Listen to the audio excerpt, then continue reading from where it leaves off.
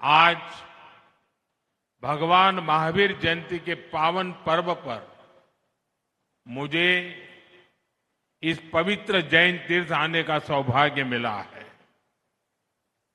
सर्वप्रथम मैं भगवान महावीर के चरणों में प्रणाम करता हूं। मैं कोबा तीर्थ से सभी देशवासियों को भगवान महावीर जयंती की शुभकामनाएं देता हूं।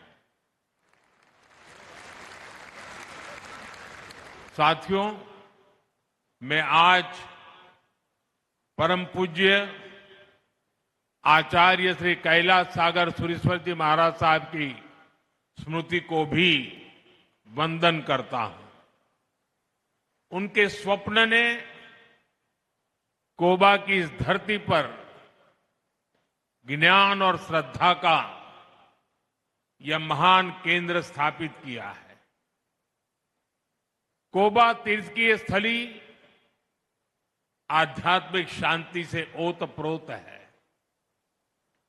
जिस स्थान की ऊर्जा ऐसी अलौकिक हो, जिसमें इतने जैन मुनियों की, संतों की तपस्या जुड़ी हो, वहां सृजन और सेवा ये अपने आप प्रस्फुटित और संचालित होते हैं।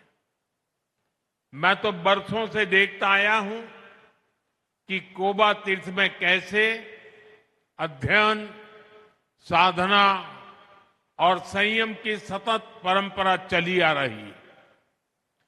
यहां मूल्यों का संरक्षण होता है, संस्कारों को संबल मिलता है और ज्ञान का पोषण होता है। ये त्रिवेणी भारतीय सभ्यता का आधार है। इस त्रिवेणी को अविरल बनाए रखना ये हम सबका दायित्व है। साथियों, मुझे खुशी है कि हजारों वर्ष की भारतीय विरासत, जैन धर्म का समयातीत ज्ञान, हमारी धरोहरें और उनसे मिलने वाली प्रेरणाएं उन्हें आने वाली सदियों तक अमर बनाने के लिए, उन्हें नए और आधुनिक रूप में अगली पीढ़ी तक पहुंचाने के लिए हमारे संतों ने इस जैन हेरिटेज म्यूजियम की संकल्पना की। आज वो संकल्पना एक भव्य रूप में साकार हो रही है। ये सम्राट संप्रति संग्रहालय जैन दर्शन, भारतीय संस्कृति और हमारी प्राचीन धरोहर का एक पवित्र केंद्र बना है। मैं इस अद्वितीय प्रयास के लिए हमारे सभी जैन मुनियों का, संतों का अभिनंदन करता हूं। मैं उनके चरणों में प्रणाम करता हूं।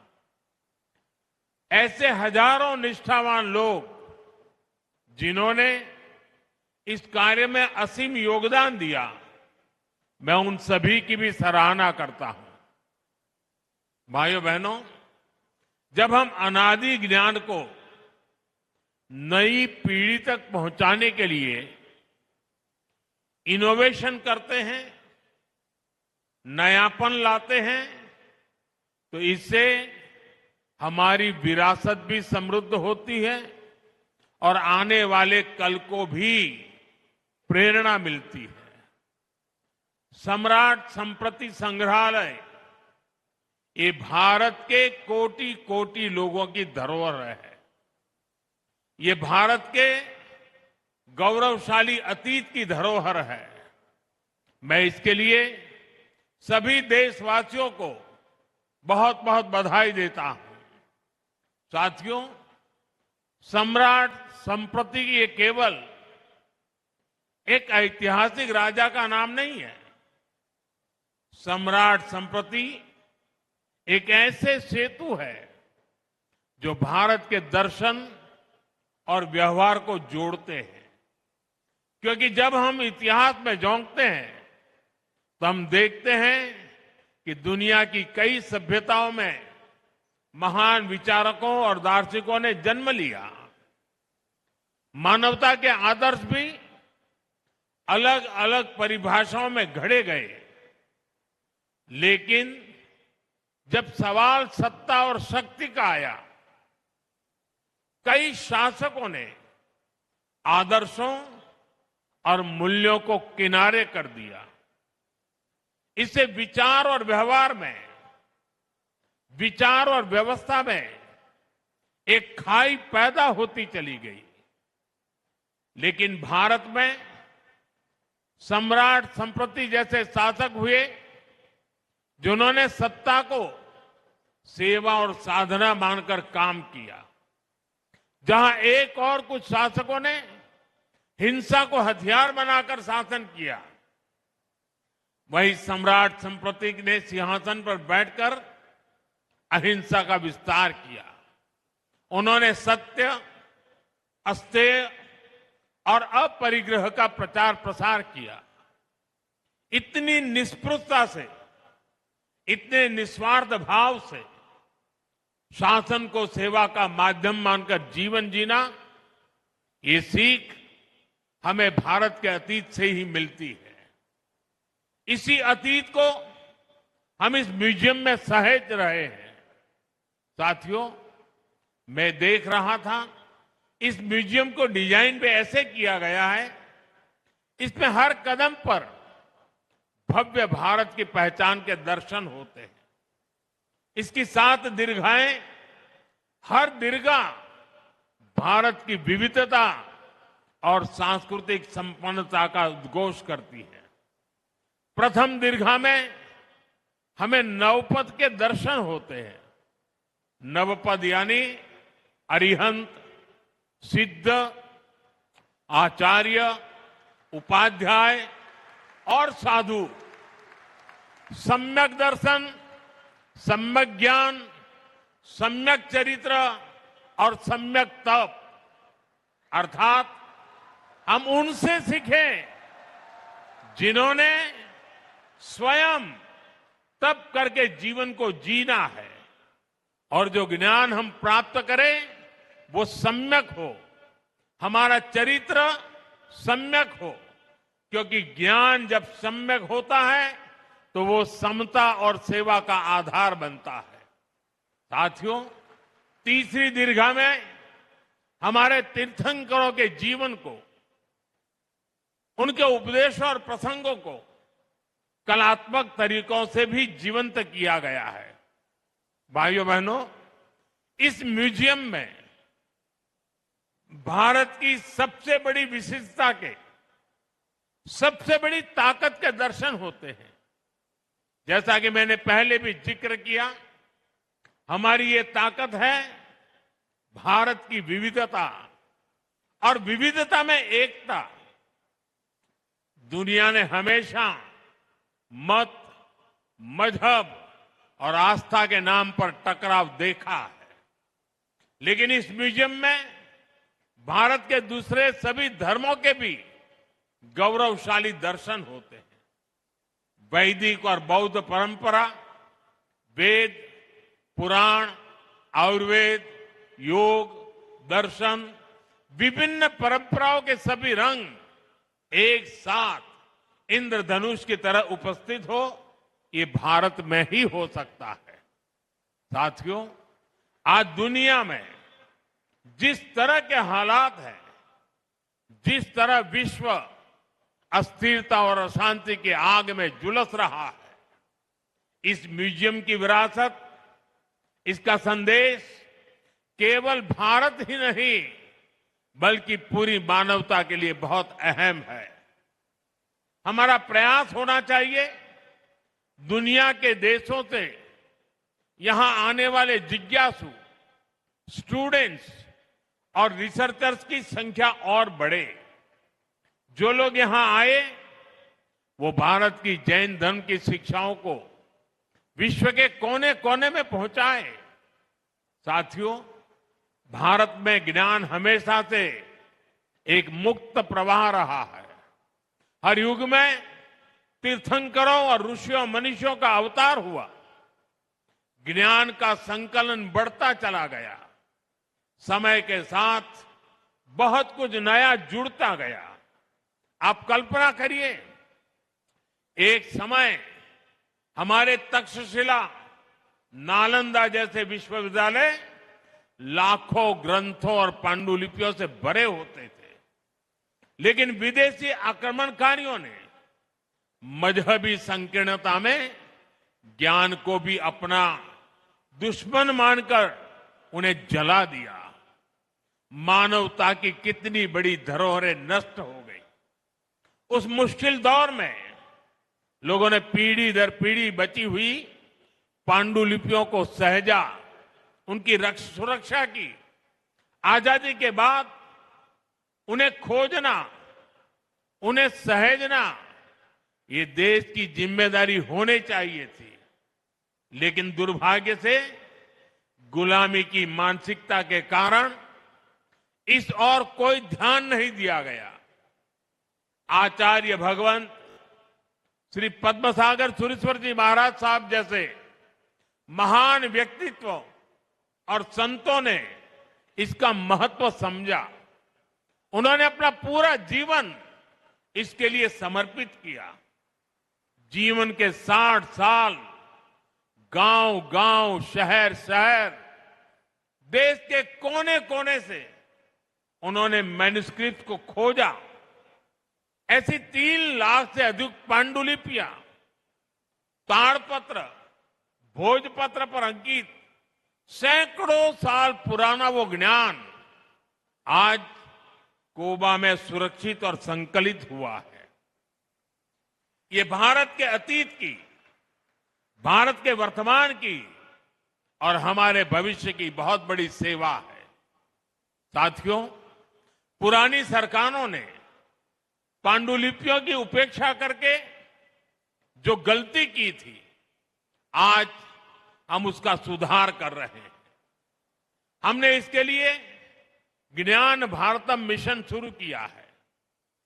इस काम में हम टेक्नोलॉजी का इस्तेमाल कर रहे हैं। इस मिशन के तहत प्राचीन पांडुलिपियों का डिजिटाइजेशन किया जा रहा है, उनका वैज्ञानिक तरीके से संरक्षण हो रहा है। स्कैनिंग, केमिकल ट्रीटमेंट और डिजिटल संग्रह जैसे सभी प्रयास इस दिशा में हो रहे हैं। इसी रविवार को मन की बात में मैंने विस्तार से जिक्र किया है कि कैसे इस दिशा में एक सर्वे भी शुरू किया गया है। इसमें देश भर से लोग अपने पास संरक्षित पांडुलिपियों को अपलोड कर रहे हैं। ये अभियान देश के कोने कोने में बिखरी पांडुलिपियों को एकत्रित करने में बड़ी भूमिका निभाएगा। साथियों, सरकार के स्तर पर ज्ञान भारतम मिशन और कोबा तीर्थ का असाधारण योगदान, समाज और सरकार के ये साझा प्रयास भारत के नए सांस्कृतिक अभ्युदय का प्रतीक भी है। साथियों, आज देश के कल्चरल हेरिटेज को सहेजने, विश्व के सामने लाने के प्रयास हर स्तर पर हो रहे हैं। पांडुलिपियां और ज्ञान धरोहर के संरक्षण का कार्य तो हो ही रहा है। इसके साथ साथ प्राचीन मंदिरों का पुनरुद्धार, तीर्थ क्षेत्रों का विकास, ऐतिहासिक स्थलों का विकास, आयुर्वेद और योग का प्रचार प्रसार, हर स्तर पर इस दिशा में काम हो रहा है।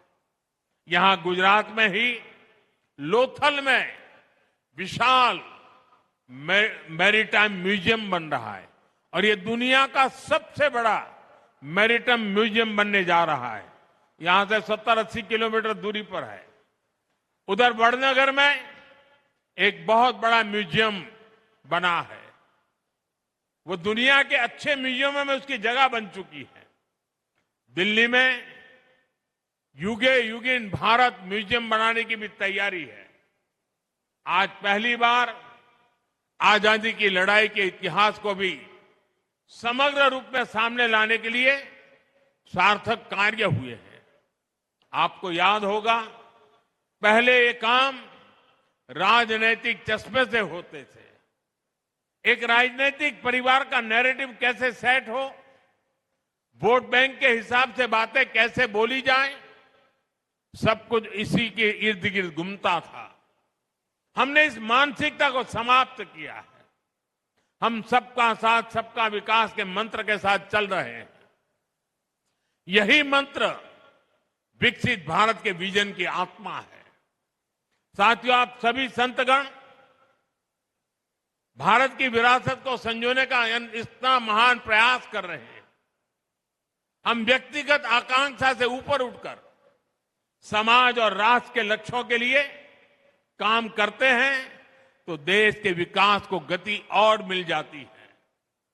इसी भावना के साथ मैं नवकार महामंत्र दिवस पर दिल्ली में हुए कार्यक्रम में भी शामिल हुआ था।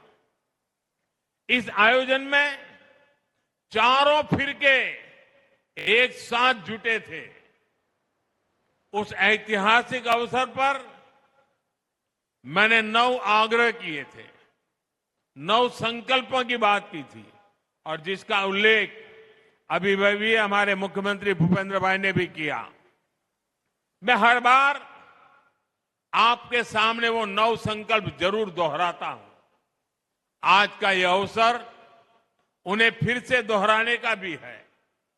पहला संकल्प, पानी बचाने का संकल्प। दूसरा संकल्प, एक पेड़ मां के नाम। तीसरा संकल्प, स्वच्छता का मिशन। चौथा संकल्प, वोकल फॉर लोकल। पांचवा संकल्प, देश दर्शन। छठा संकल्प, नेचुरल फार्मिंग को अपनाना। सातवां संकल्प, हेल्दी लाइफस्टाइल को अपनाना। आठवां संकल्प है योग और खेल को जीवन में लाना। नवा संकल्प है गरीबों की सहायता का संकल्प। और 10वां संकल्प आप सभी ने स्वयं से जोड़ लिया है और वो है भारत की विरासत का संरक्षण। आज का ये कार्यक्रम इसी का प्रतिबिंब है। साथियों, आने वाले समय में हमारे सामने बड़े लक्ष्य हैं। हमें बड़े संकल्पों को पूरा करना है। हमारी एकता, हमारे सांस्कृतिक संबल ही इसमें हमारी ताकत बनेगा। मुझे विश्वास है कि सम्राट संस्कृति म्यूजियम आने वाले समय में इस दिशा में एक महत्वपूर्ण भूमिका निभाएगा। यह ज्ञान, साधना और संस्कृति का एक ऐसा केंद्र बनेगा जहां से नई पीढ़ी को प्रेरणा मिलेगी और समाज को एक नई ऊर्जा मिलेगी। इसी विश्वास के साथ मैं आप सभी को इस महत्वपूर्ण कार्य के लिए एक बार फिर से बहुत बहुत बधाई देता हूं। અને સાથે સાથે બધાને આગ્રહ પણ કરું છું કે મારા સાહેબે તો આ બધું કર્યું પણ આપણે જોવાનો એ ટાઈમ ના આપીએ કેમ ચાલે? વધુમાં વધુ લોકો અહીં આવે અને જોઈને જતા રહેવું નહીં, જાણવાની કોશિશ કરે, સમજવાની કોશિશ કરે। આ એક અમૂલ્ય ખજાનો છે અને હું ઈચ્છું કે ગુજરાતમાં દરેક પીઢીના લોકો પરિવાર સાથે અહીં આવે, એને મન ભરીને જુએ, જ્ઞાન અને મહાન વિરાસતનું ગૌરવ કરે। અને મારે માટે આજે મહાવીર જયંતિ અનેક રીતે શુભ છે। કારણ કે અહીંયા ગાંધીનગરમાં આવતાની સાથે, ગુજરાતની ધરતી પર પગ મૂકતાની સાથે પહેલો કાર્યક્રમ જડોથી જોડાવાનો, જડ સે जुड़ना। અને અહીંથી હમણાં સાણંદ જાઉં છું, ત્યાં બીજો કાર્યક્રમ છે જગત સે जुड़ना. અહીંયા મહાન સાંસ્કૃતિક પરંપરાઓ, ભવ્ય ભૂતકાળ, એની સાથે આચમન લીધું અને સાણંદમાં જઈને વિશ્વની આધુનિકમાં આધુનિક ટેકનોલોજી, ચિપ્સના નિર્માણનું ઉદ્ઘાટન થઈ રહ્યું છે, સેમિકન્ડક્ટરનું ઉદ્ઘાટન થઈ રહ્યું છે. અહીં જડોથી જોડાવાનું, ત્યાંથી જગોને જોડવાનું, અને આ બધું ગુજરાતની ધરતી પર થઈ રહ્યું છે, ભારતની ધરતી પર થઈ રહ્યું છે. આપ સૌને ખૂબ ખૂબ શુભકામનાઓ, ખૂબ ખૂબ ધન્યવાદ. જય જિનેન્દ્ર, જય જિનેન્દ્ર, જય જિનેન્દ્ર.